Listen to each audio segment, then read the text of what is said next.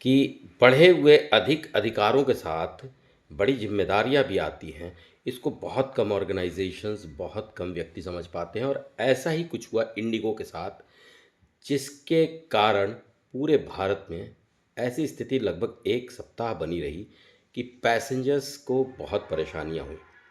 बात monopolistic business style की हो रही है। 64.2% मार्केट शेयर इन अगस्त 2025 के साथ इंडिगो बहुत अधिकार रखता था, एक मोनोपोलिस्टिक बिजनेस स्टाइल था। परंतु इसके साथ की जिम्मेदारियों को भूल गए और उन्होंने कई सुधार जो सरकार लगातार डीजीसीए बता रही थी उसको नहीं किया, और अंत में गवर्नमेंट के साथ आर्म ट्विस्टिंग की।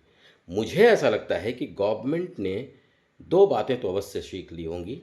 पहली बात कि मोनोपोलिस्टिक बिजनेस स्टाइल को नहीं बनने देना चाहिए भारत जैसे देश में।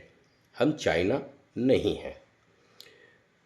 तो ऐसी स्थिति बैंक्स में भी आ सकती है, जहां बात चल रही है कि दो तीन बैंक्स ही रहेंगे। ऐसी स्थिति कई और बिजनेस सेक्टर्स में भी आने वाली है, यदि सरकार ने इंटरवीन सही तरीके से नहीं किया, इंडिगो को पनिश नहीं किया, और फ्लाइंग सेक्टर में कम से कम तीन चार और बड़े प्लेयर्स को सपोर्ट करना चाहिए फाइनेंशियली।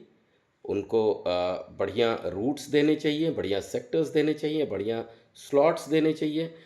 बैंकिंग में भी मेरा मानना है कि बहुत ज़्यादा ऐसा जोर नहीं लगाना चाहिए कि सिर्फ दो तीन बड़े बैंक होंगे सरकारी। मेरा मानना है कंपटीशन को जीवित रहने देना चाहिए, और उससे कस्टमर्स का, भारत की जनता का अंत में बहुत बड़ा फ़ायदा होगा, और सरकार इसी के लिए है।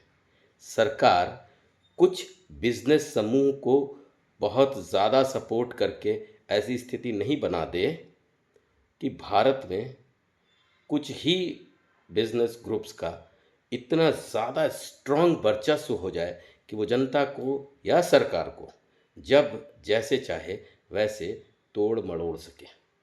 ऐसा मेरा मानना है। आपका जो भी मानना है वह कमेंट में बताइए। Thank you.